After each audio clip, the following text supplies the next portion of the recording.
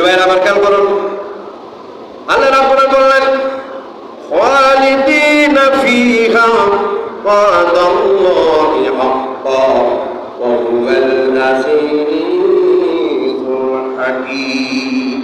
কথা কার? যেটা বলেন কথা কার? আমার আল্লাহ কুরআন কারীমের মধ্যে বলে দিলেন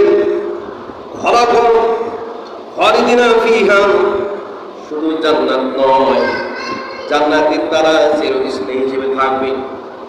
শহীদের কোনো বিচার নাই, শহীদের কোনো কৈফিয়ত নাই। সুবহানাল্লাহ বলেন না? শহীদের কোনো কৈফিয়ত নাই, শহীদের কোনো বিচার নাই।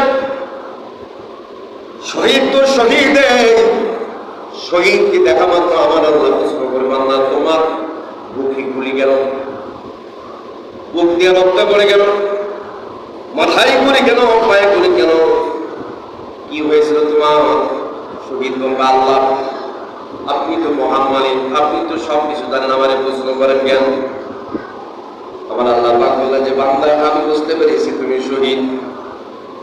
সকল জনগণে সকল আমার বান্দাদের হক প্রতিষ্ঠার জন্য তুমি খুব টাকাই দিয়েছিলে। আমি আল্লাহ আমি তোমার বিচার করতে চাই না, যাও যাও ওই শহীদদের জান্নাতে চলে যাও। কেননা হলো আমি দুনিয়ার জমিনে আল্লাহ পাক আমি ঘোষণা করে দিয়েছিলাম খালিদিনা ফিহা ওয়াদাল্লাহি হাক্কান, আমি তাদেরকে চিরস্থায়ী হিসেবে জান্নাতে রাখবো। ওয়াদাল্লাহি হাক্কান, আর আমি ওয়াদা করেছিলাম এটা সত্য।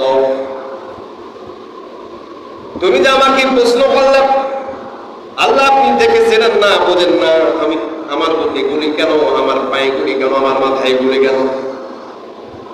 আমার আল্লাহ পাক বললেন ওয়াদাল্লাহি হাক্কান, আমি আল্লাহ ওয়াদা করেছিলাম এটা সত্য, তুমি শহীদ। আর কোনো কিছু নয়, যাও যাও তুমি জান্নাত চলে যাও। সুবহানাল্লাহ। আজকে যখন আমি আসি, ছাত্র ডিউটি করতেছে প্রতিটা শহরে, বদরগঞ্জে দেখলাম ছোট ছোট বাচ্চারা 15 বছর 16 বছর 18 বছর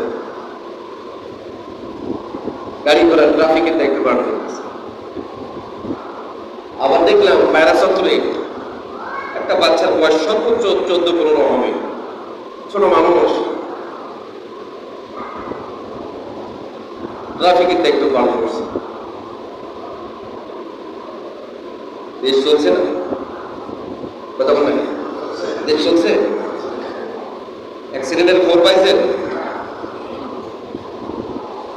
সাহস, স্বচ্ছতা।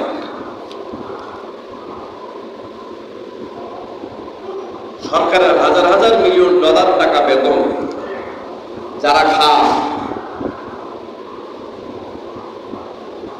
ডিউটির মধ্যে জয়েন করে চিন্তা করে কেমনে আজকে 2000 টাকা পাঠা নিয়ে যাবে।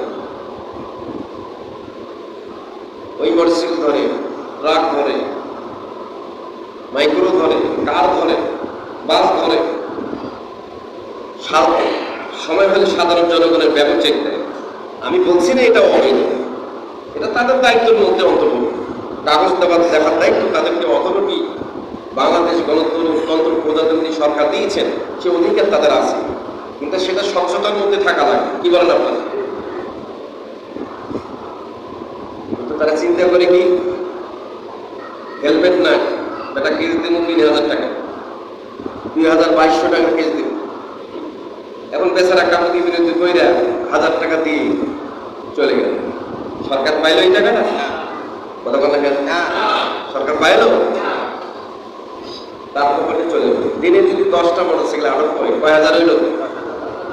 যে কয়জন দায়িত্বের মধ্যে আছে সবাই ভাগ করে চলে গেল। আজকে তারা আন্দোলন করতেছে, তাদের কথাগুলো আমি শুনেছি, তাদের কথাগুলো যুক্তি। যা আপনারা বিশেষ ক্যাডার আমাদেরকে অর্ডার দেন, এসি রুমে বসে থাকেন, আমাদেরকে দিয়ে গুলি করাইলেন, জনগণ আমাদেরকে ঠুকে নিক্ষেপ করে, জনগণ আমাদেরকে ঘৃণা করে, এই চাকরি করতে চায় না।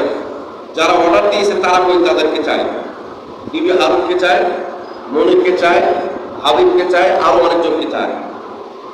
আপনারা কি দেখছেন তো? সেগুলো চাচ্ছে। কেন চাচ্ছে? আসলে একটা কনস্টেবল আর ইন্সপেক্টর বা এসআই বা এসআই, একজন ওসি, এরা কিন্তু ক্যাডার না, নন ক্যাডার। ঊর্ধ্বতন কর্মকর্তা যখন অর্ডার করে তাদের কিন্তু অর্ডার ফলো করতে হয়, এদের কিছু করা থাকে না। দাবিটাও একদিকে আবার যুক্তি। এখন আমার প্রশ্ন হলো, এই দাবিটা যে তারা করলো, এই দাবিটা করার আগে তারা যদি এই আন্দোলনের সময় যদি নিরস্ত ছেলে মেয়েকে যদি গুলি না করতো, তারা যদি অবরোধ করতো, আন্দোলন করতো, এতগুলি কি লাশ পড়তো? কথা কয় না কেন? লাশ পড়তো। আমাদের রংপুরের এক ওসি সাহেব কান্নাকারি করে এই সময় আইন হিসাবের সামনে মিটিংয়ে বসে কাঁদতে কাঁদতে বক্তব্য দিচ্ছে। আমি খুব দুঃখ পেয়েছি, তার কান্নায় আমিও পেতে ফেলছি। আমার ছেলে মেডিকেলে পড়ে, আমার ছেলে আমাকে প্রশ্ন করেছে, আব্বু আমার ছাত্র ভাইদেরকে মারা হচ্ছে, হত্যা করা হচ্ছে, গুলি করা হচ্ছে, তোমার এই পুলিশ বাহিনী, তোমার এই চাকরি করার দরকার নাই। আমার এক বন্ধু, আমার ভাই একসাথে খেয়েছি, পড়ছি, একই ক্লাসে পড়ছি, সে আজকে দুনিয়ায় নেই, গুলি করে হত্যা করা হয়েছে। তাহলে তার কথা যৌক্তিক ছিল, কিন্তু এর সমস্ত দায় যারা উপর থেকে অর্ডার করেছে, হুকুম দিয়েছে, এর সমস্ত দায়ভার তাদেরকে নিতে হবে। কথা বলেন কি? যে সমস্ত মাদ্রাসার ছাত্রকে ঘৃণা করা হয়, মাথায় টুপি, শরীরের পাঞ্জাবি দেখলে অনেকের অ্যালার্জি শুরু হয়। কি হয়? অ্যালার্জি, গা চুলকানি শুরু হয়ে যায়। এই অ্যালার্জি ওষুধ খেয়েও হয় না, ফেরাডিন 180 খাওয়া হয় না, ইভাস্টেন খেয়েও হয় না, টুপিন খেয়েও হয় না।